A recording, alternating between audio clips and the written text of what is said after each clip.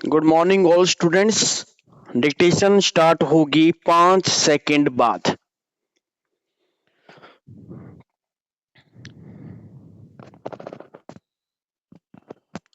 प्रति उत्तरदाता संख्या 1 ने प्रति उत्तरदाता संख्या 2 और 3 के साथ दिनांक 3/5/2005 को एक विक्रय के लिए करार किया था, जिसके विनिर्दिष्ट अनुपालन के लिए प्रति उत्तरदाता संख्या 2 और 3 ने अतिरिक्त जिला जज बिलासपुर के समक्ष प्रति उत्तरदाता संख्या 1 के विरुद्ध विनिर्दिष्ट अनुपालन के लिए एक वाद संस्थित किया था।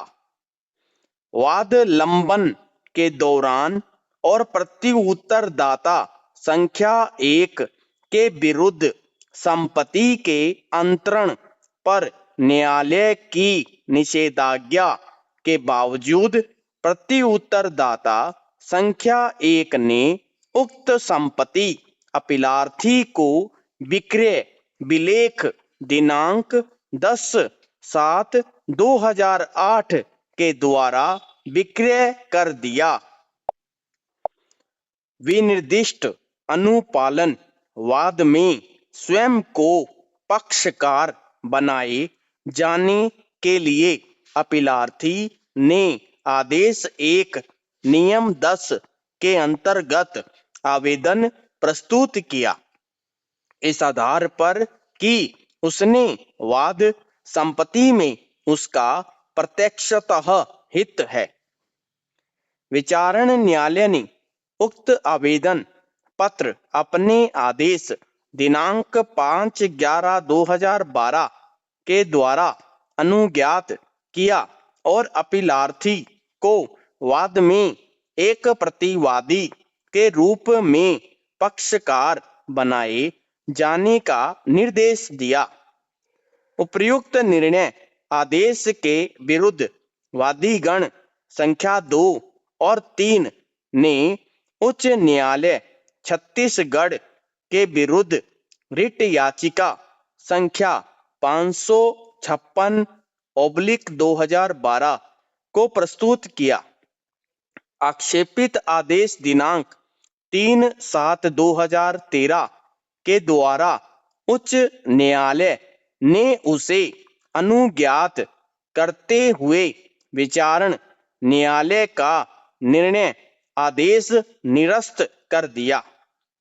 इसके बाद अपीलार्थी ने पुनरीक्षण 169/2013 को प्रस्तुत किया, जिसे भी उच्च न्यायालय ने 5/8/2013 को निरस्त कर दिया। अतः अपीलार्थी ने ये अपील उच्चतम न्यायालय में प्रस्तुत की। विराम पैरा।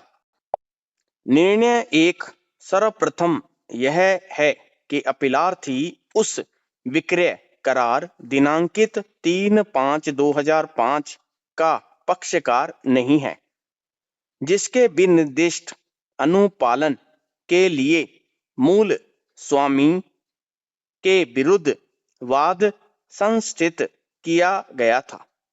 वाद लंबन और न्यायालय के व्यादेश के बावजूद मूल स्वामी प्रति उत्तरदाता संख्या 1 ने वाद संपत्ति को विक्रय विलेख दिनांक 10/7/2008 के द्वारा विक्रय कर दिया। इसके 4 वर्ष बाद अपीलार्थी ने आदेश 1 नियम 10 के अंतर्गत प्रश्नगत आवेदन प्रस्तुत किया, जिसे विचारण न्यायालय ने अनुज्ञात किया, किंतु उच्च न्यायालय ने आक्षेपित आदेशों के द्वारा निरस्त कर दिया। हमारे समक्ष मुख्य विचारणीय प्रश्न यह है कि क्या वादीगण को विनिर्दिष्ट अनुपालन के उसके बाद में उसके इच्छा के विरुद्ध किसी व्यक्ति को पक्षकार बनाए जाने के लिए बाध्य किया जा सकता है, विशेषकर ऐसे व्यक्ति के संबंध में जिसके विरुद्ध वाद में कोई दावा नहीं किया गया है। विराम पेरा।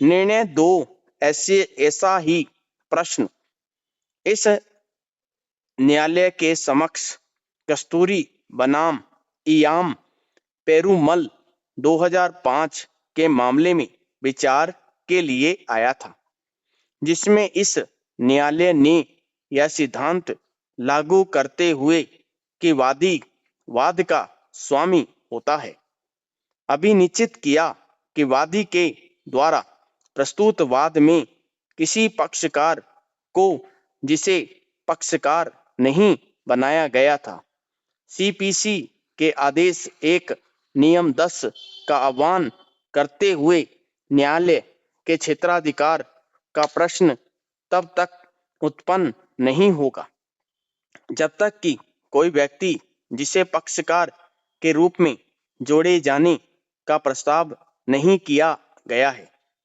वाद में अंतर्गत विवाद में प्रत्यक्ष और विधिक हित धारण न करते हो।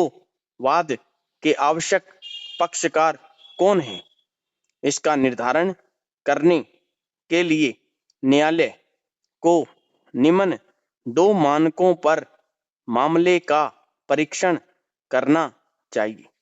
विराम। कार्यवाही में अंतर्गत विवादों के संबंध में ऐसे पक्षकार के विरुद्ध कुछ उपचार का अधिकार अवश्य ही निहित होना चाहिए और ऐसे पक्षकार के अनुपस्थिति में कोई प्रभावी आज्ञप्ति पारित नहीं की जा सकती है। समाप्त।